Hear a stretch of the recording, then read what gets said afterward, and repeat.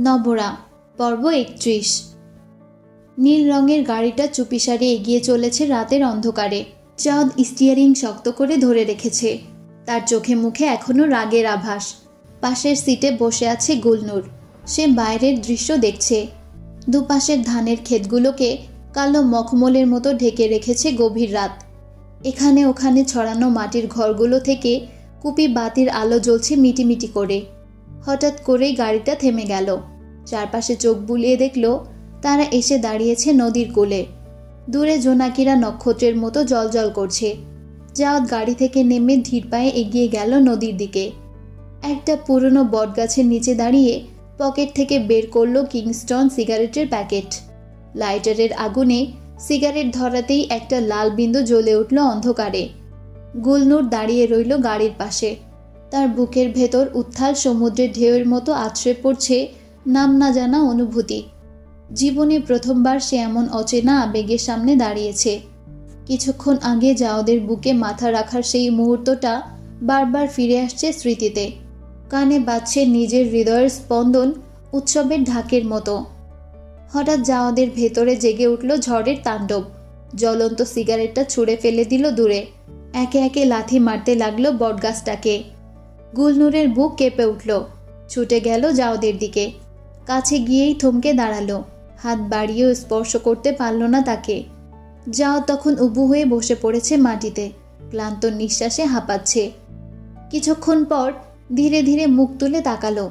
তার রক্তবর্ণ চোখে জমে থাকা জল চাঁদের আলোয় টলটল করছে। দূরে নদীর কলকল শব্দ আর বাতাসে বটপাতার খসখস আওয়াজ ছাড়া আর কোনো শব্দ নেই। একটা দীর্ঘশ্বাস ছেড়ে সে বলল, আমি আমার পরিবারকে খুব ভালোবাসতাম। কথাগুলো বলতে গিয়ে তার কণ্ঠ কেঁপে উঠল। তারপরই মুখ ফিরিয়ে নিল অন্যদিকে। তার কাঁধের কাঁপুনি বলে দিচ্ছিল সে কাঁদছে। গুলনুর দাঁড়িয়ে রইল নিঃশব্দে। তার বুকের ভেতর হাজারো কথা ঢেউয়ের মতো আছড়ে পড়ছে, কিন্তু ঠোঁট নড়ল না। কি সান্ত্বনাই বা দিতে পারে একজন বোবা দাসী? কিন্তু মনটা বারবার বলছে একটু এগিয়ে গিয়ে হাত রাখতে জাওদের কাঁধে, একটু ছুঁয়ে দিতে তার থরথরে শরীরটা। কিন্তু না, সে শুধু একজন দাসী, জমিদার বাড়ির চাকরানী। একজন দাসীর পক্ষে জমিদার পুত্রকে স্পর্শ করার দুঃসাহস দেখানো অপরাধের শামিল। তাই সে দাঁড়িয়ে রইল পাথরের মূর্তির মতো নিজের জায়গায়। ভোরের কোমল আলো ছড়িয়ে পড়তে শুরু করেছে। সুফিয়ান শেষ রাত থেকেই নিস্তব্ধ বাগানে একা বসে আছেন। একমাত্র সন্তান জাওদ রাগে বাড়ি ছেড়ে বেরিয়ে যাওয়ার পর থেকে ললিতার আর্তনাদে বাড়িটার প্রতিটি কোণ বিষণ্ণ হয়ে উঠেছিল। সেই অসহনীয় পরিবেশ থেকে মুক্তি পেতে তিনি শেষ রাতে বাগানে এসে আশ্রয় নিয়েছেন।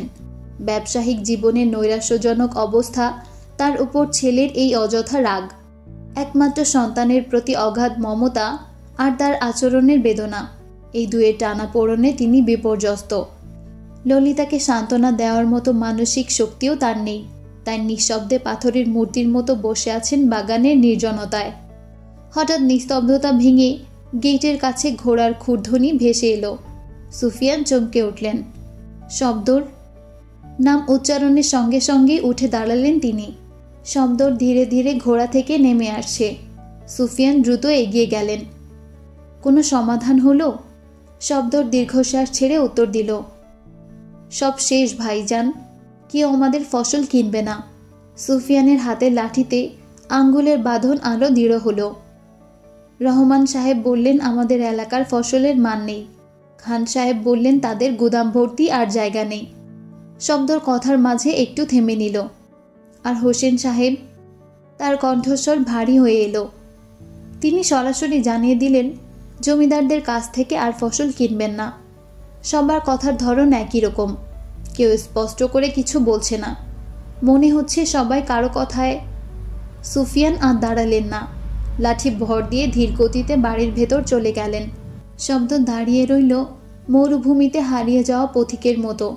তার চোখে জমে উঠল অসহায় বিষাদ। দুপুর। রাজধানীর আকাশে সূর্য অগ্নিবর্ষী।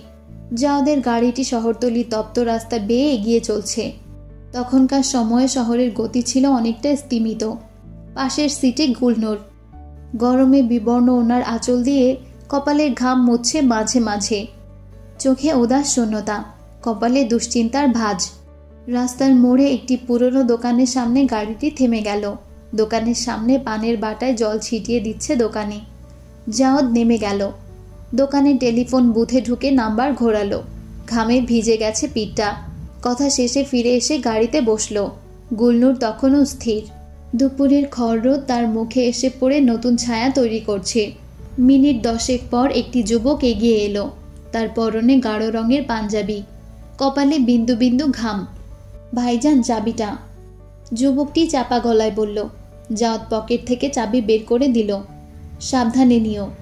জি আচ্ছা, ঠিকমতো পৌঁছে দেব, বলে যুবকটি গাড়িতে উঠল। দুপুরের দাবদাহে নীল গাড়িটি ধীরে ধীরে মিলিয়ে গেল রাস্তার বাঁকে। জাওয়াদ গুলনুরের দিকে তাকালো। তার ঘামে ভেজা হাতটি নিজের হাতের মধ্যে নিয়ে বলল, চলো হেঁটে যাই।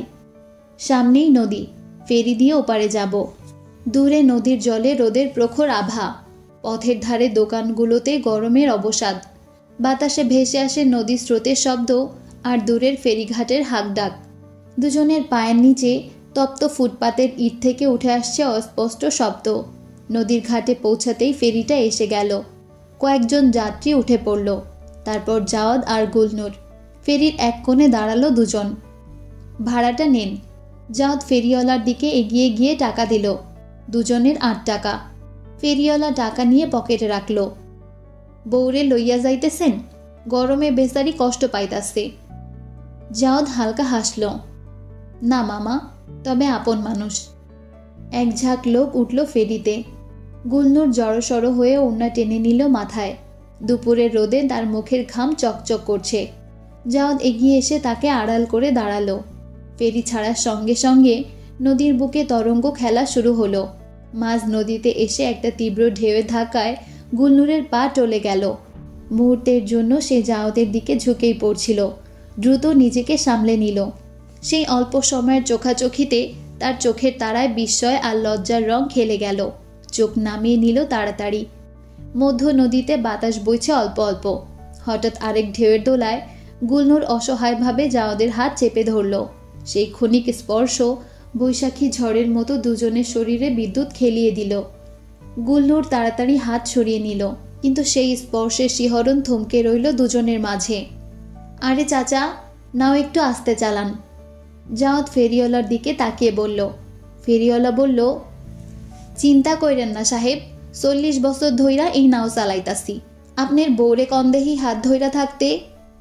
জাওয়াদ মৃদু হেসে বলল, বউ না চাচা। বৃদ্ধা হাসল। বউ না হন পরে হইব, বুড়া মানুষ, চিনি না সোহে দেখলেই। গুলনুর আরো জড়সড় হয়ে গেল। তার কানের লতি সন্ধ্যার আকাশের মতো রাঙা হয়ে উঠল। নদীর কলকল জলে ছায়া ফেলে যাওয়া দুটি তরুণ তরুণীর দিকে তাকিয়ে বৃদ্ধা ফেরিওয়ালা আর যাত্রীরা মৃদু হাসছিল। ফেরি থেকে নেমে জাওয়াদ ঘাড় চুলকাতে চুলকাতে বলল, এই মানুষগুলো না বড্ড সরল, কি থেকে যে কি বলে। দুজনে হাঁটতে শুরু করলো। পথের দুপাশে ছোট্ট ছোট্ট দোকান। মশলার গন্ধ ভেসে আসছে কোনো এক মুদির দোকান থেকে। বাজার পেরিয়ে একটা সরু গলি। পুরনো ইমারতগুলোর গায়ে সময়ের দাগ। গলির শেষে একতলা একটা বাড়ি। দেওয়ালে হলুদ রং করা, তবে অনেকটাই খসে গেছে। সামনে ছোট্ট একটু বাগান, শুকনো ঘাস আর কয়েকটা বেলফুলের গাছ। জানালার গড়াদে জড়িয়ে আছে মাধবীলতা। জাওয়াদ পকেট থেকে চাবি বের করল। তালা খুলতে খুলতে বলল, আমার বন্ধুর বাড়ি। পুরো পরিবার সৌদিতে আছে। এখানে গত 2 বছর যাবৎ ছিলাম। একটু থেমে গুলনুরের দিকে তাকিয়ে বলল, তোমার সমস্যা হবে না তো? গুলনুর মাথা নাড়ালো। দরজার কাঠের ফাঁক দিয়ে একটা টিকটিকি বেরিয়ে গেল দ্রুত। ঘরে ঢুকতেই ভ্যাপসা গন্ধে গুলনুরের নাক কুঁচকে এলো। জাওয়াদ এক এক করে জানালাগুলো খুলে দিতে লাগলো। বাইরের আলো এসে পড়ল মেঝেতে। ধুলোয় ঢাকা পুরনো আসবাবপত্র। তুমি হাত মুখ ধুয়ে নাও, আমি বাজার থেকে কিছু খাবার নিয়ে আসি। জাওয়াদ টেবিলের ওপর থেকে পুরনো খবরের কাগজগুলো তুলতে তুলতে বলল। জানালার পর্দা ঝাড়পোছ করতে করতে থামল। খাওয়া দাওয়া সেরে আমরা বাজারে যাব। তোমার তো কিছুই নেই সঙ্গে। জামা কাপড় কিনতে হবে, একটা গামছাও। এই গরমে গোসল না করলে শরীর খারাপ হয়ে যাবে। খাটের চাদর ঝাড়তে ঝাড়তে থমকে দাঁড়ালো। পকেট থেকে টাকার তোড়া বের করে দেখল মাছ মাংস কিনতে হবে। কিন্তু হাতে টাকা খুব কম। এই দেখো, বলে টাকাগুলো গুনতে লাগলো। আপাতত এই ঘড়িটা বেচে দিলে কিছু টাকা আসবে। আগে যখন এখানে ছিলাম পাশের অফিসে চাকরি করতাম, দেখি এখনো জায়গা আছে কি না। গুলনূর স্তব্ধ হয়ে দাঁড়িয়ে আছে, তার চোখে বিস্ময়। জমিদার বাড়ির ছেলে, যার রাগে কাঁপত গোটা পরিবার, সেই মানুষটা অন্যের অফিসে চাকরি করছে, নিজের হাতে ঘর পরিষ্কার করছে। আলমারির ধুলো মুছতে মুছতে জাওয়াত বলল, খাওয়া দাওয়া নিয়ে চিন্তা করো না, যাই হোক একটা ব্যবস্থা হবেই। তবে রান্নাটা তোমাকেই করতে হবে, আমার দ্বারা রান্নাবান্না হয় না। গুলনূর লজ্জায় মাথা নিচু করল। তুমি অপেক্ষা করো, আমি আসছি বলেই জাওয়াত বেরিয়ে গেল। গুলনূর জানালার ধারে দাঁড়িয়ে দেখল জাওয়াদের বেরিয়ে যাওয়ার দৃশ্য। তারপর ধীরে ধীরে হেঁটে বাড়িটা দেখতে শুরু করলো। পুরনো ছোট্ট পাকা বাড়ি, 3টে ঘর নিয়ে। সামনের বড় ঘরটায় 2টা জানালা, একটা খাট, পুরনো কাঠের আলমারি আর টেবিল চেয়ার। দেয়ালে হলদেটে রঙের ওপর ময়লার দাগ, ছাদের কোনায় মাকড়সার জাল। পাশের ঘরটা একটু ছোট, একটা মাত্র জানালা, কোণে একটা তাক, ধুলোয় ভর্তি কয়েকটা বই আর পুরনো খবরের কাগজ পড়ে আছে। মেঝেতে একটা মাদুর, দেয়ালে পান খাওয়ার দাগ। শেষের ঘরটা সবচেয়ে ছোট, বোঝাই যায় রান্নাঘর হিসেবে ব্যবহার করা হতো। দেওয়ালে কালি পড়ে গেছে, কয়েকটা খালি হাঁড়ি পাতিল পড়ে আছে কোনায়। জানালার বাইরে একটা নিম গাছের ডাল এসে ঢুকছে ভেতরে। বারান্দা পেরিয়ে পেছনে ছোট্ট উঠোন, সেখানে একটা কল জং ধরা, পাশেই টয়লেট। দরজার কাঠে পোকায় খাওয়া ফুটো। উঠোনের এক কোণে জঙ্গল হয়ে আছে। এই বাড়িতে যাও 2 বছর ছিল। গুলনূরের বুকের ভেতরটা মোচড় দিয়ে উঠল। কি এমন অভিমান, কি এমন আঘাত পেয়েছিল জাওয়াদ? কেন সে রাজপ্রাসাদের বৈভব ছেড়ে এই নিঃসঙ্গ জীবন বেছে নিল? দুপুরের রোদ্দুর যখন ঝিমিয়ে পড়েছে, তখন জাওয়াদ খাবার নিয়ে এলো। কয়েকটা গরম রুটি, হালকা ভাজা ডিম আর মশলাদার আলুর তরকারি। গুলনূর চোখের পাতার আড়াল থেকে লক্ষ্য করল তার খাওয়ার ভঙ্গি। সেই মানুষটা যে গতকালও জমিদার বাড়ির বিশাল খানাঘরে বসে দাসীদের ডাকাডাকি করে খাবার পরিবেশন করাচ্ছিল, আজ কি অনায়াসে না মেঝেতে বসে সামান্য খাবার খাচ্ছে। প্রতিবার যখন চোরাচাহনিতে তাকালো জাওয়াদের দিকে, ততবারই মনে হলো এ যেন অন্য মানুষ। বিকেল ঢলে পড়তেই বাজারে নেমে এলো জনতার ঢল। এ পাড়ার বাজার জমে ওঠে বিকেল বেলায়। গ্রীষ্মের দাবদাহ থেকে বাঁচতে দোকানিরা টানিয়েছে রঙিন ছাতা। জাওয়াদ অদৃশ্য প্রাচীর হয়ে গুলনূরকে ঘিরে রাখল। যেখানে ভিড়ের চাপ বেশি, সেখান থেকে আলতো করে সরিয়ে নিয়ে যায় তাকে, কখনো পিছে কখনো পাশে, একটা নিরাপদ আশ্রয়ের মতো। গুলনূরের বুকের পাঁজরে মিষ্টি শিহরণ। এমন যত্নময় ছোঁয়া তার জীবনে এই প্রথম। হঠাৎ একটা আর্তনাদে স্তব্ধ হয়ে গেল চারপাশ। জাওয়াদের শরীর দূরে উঠল। আহ! যন্ত্রণায় কেঁপে উঠল তার কণ্ঠস্বর। চারদিকে ছড়িয়ে পড়ল আতঙ্কের ঢেউ।